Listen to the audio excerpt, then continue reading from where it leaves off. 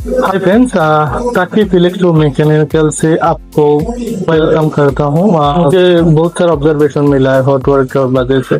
तो मैं ये सोच रहा था क्यों नहीं इसके ऊपर एक वीडियो बनाए, आप लोगों को इसका बारे में बताए, लाइक क्या खतरा है हॉट वर्क से, क्या हो सकता है, आपको क्या एक्शन लेना है, कैसे हम लोग हमारा जो वर्क प्लेस है सेफ एंड सिक्योरली कर सकते हैं, कोई भी एक्सीडेंट होने ना दे, ऐसा कर क्या कर सकते हैं, इसके लिए इसके ऊपर वीडियो बनाए।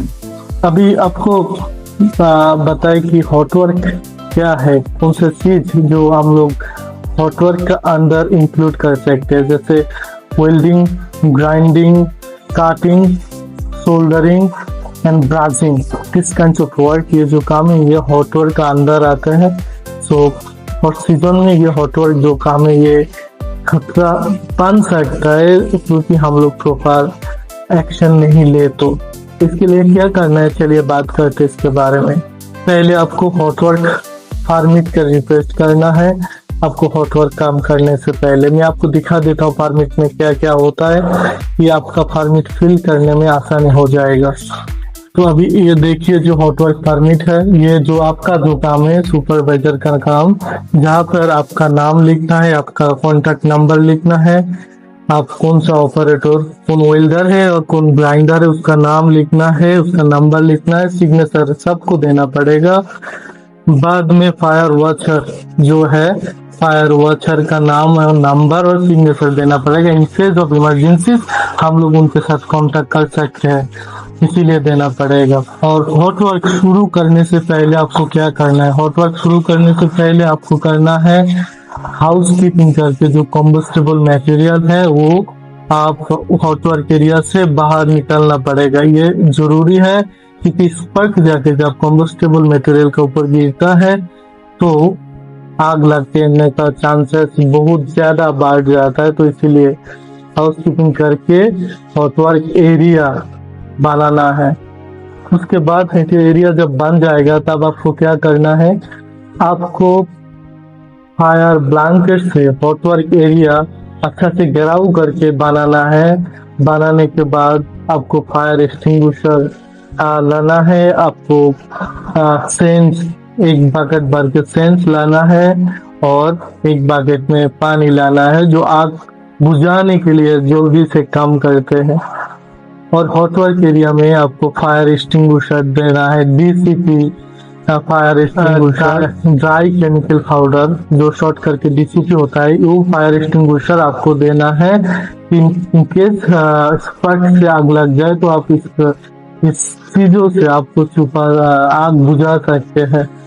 बाद में जो फिलहाल जो इशू है N10 में चल रहा है, बिल्डिंग नंबर N10 में फायर वॉचर जो थर्ड पार्टी ट्रेनर है, फायर वॉचर ट्रेनिंग नहीं है। और कोई और जो जो जगह पे आपका फायर वॉचर ट्रेनर नहीं है तो प्लीज थर्ड पार्टी से फायर वॉचर ट्रेनिंग अरेंज कराए, क्योंकि फायर वॉचर ही समझ सकते हैं क्या खतरा हो सकता है, क्या करना है, क्योंकि उसको प्रोफेशनल ट्रेनिंग मिलता है तो वो आसानी से हजर को आइडेंटिफाई कर सकता है और एक्शन ले सकता है। और फायर वॉचर मस्ट भी हॉट वर्क करने का टाइम पे खड़ा होना पड़ेगा, क्योंकि फायर वॉचर नहीं रहेगा तो हजार्ड कौन आइडेंटिफाई करेगा। सो इसीलिए रिक्वेस्ट है जिस बिल्डिंग में इस प्रोजेक्ट में फायर वॉचर नहीं है प्लीज थर्ड पार्टी से फायर वॉचर अरेंज कराइए, क्योंकि यह बहुत जरूरी होता है। एंड मस्ट भी जो चीज मुझे बोलना है वो है पीपीई, फेस बाइजर आपको पहनना है, जो हैंगर वगैरह जो वेल्डिंग का टाइम पे आपको भी एक वेल्डिंग के स्पेसिफिक जो बाइजर है वो पहनना है और आपको एप्रोन पहनना है वेल्डिंग के लिए। सो ये स्पेशली रिक्वायर्ड पीपी है वेल्डिंग एंड ग्राइंडिंग वर्क के लिए, ये रिक्वायर्ड पीपी प्लीज पहनिए, बाद में काम शुरू करेगी क्योंकि पीपी आपको बचा सकता है खतरा से। कोई भी कुछ छोटा मोटा एक्सीडेंट हो जाए, जैसे ग्राइंडर का ड्रिक्स आपके ऊपर आ जाए तो ये पीपी आपको बचा सकता है। सो प्लीज पीपी पढ़िए, बहुत जरूरी है पीपी पहनना, पीपी पहन के काम करना, प्लीज रिक्वेस्ट है। अभी फायर वॉशर का स्पेसिफिकली क्या काम है? फायर वॉशर का काम होता है जो मॉनिटर करना कहाँ पे स्पार्क होता है, कुछ खतरा है तो इमीडिएटली काम बंद कराए, काम खत्म होने के बाद हाफ एन आवर एटलीस्ट खड़ा होके देख के ऑब्जर्व करके बाद में फिर हाउस कीपिंग करके आपका साइड आप छोड़े। तो मॉनिटर करना स्पेसिफिक रिक्वायरमेंट, जैसे फायर एक्सटिंग्विशर है कि नहीं है, या पानी चाहिए होगा तो पानी है कि नहीं है, फैन है कि नहीं है, सो ये जो रिक्वायरमेंट है ये मौजूद है कि नहीं, यह फायर वॉचर का रिस्पॉन्सिबिलिटी। और फायर वॉचर को नॉर्मली फायर एक्सटिंग्विशर कैसे यूज करना होता है ये ट्रेनिंग में मिलता है। सो फायर वॉचर जो खतरे के दौरान लाजिमी जरूरी है। सो फिर मैं बोल रहा हूँ प्लीज फायर वॉचर का ट्रेनिंग अरेंज कराइए। और एक चीज मुझे जरूरी बोलना है कि अभी कभी भी आप हॉट वर्क परमिट के बिना, आपका एचएससी ऑफिसर जो साइट में है उनके बिना आप नहीं शुरू करें। प्लीज ये नहीं शुरू करें, क्योंकि एचएससी ऑफिसर को पता नहीं चलेगा तो आपको खतरा का बारे में पता नहीं चलेगा। तो आपका एचएससी ऑफिसर को इन्फॉर्म करे, परमिट का रिक्वेस्ट करे, बाद में आपका हॉट वर्क शुरू करे। हॉट वर्क होने के बाद आपका जो एरिया है प्लीज छोड़ के नहीं जाए। जैसे लंबा टाइम से आप वेल्डिंग किया, बाद में वो एरिया छोड़ के जाना है, नहीं जाइए।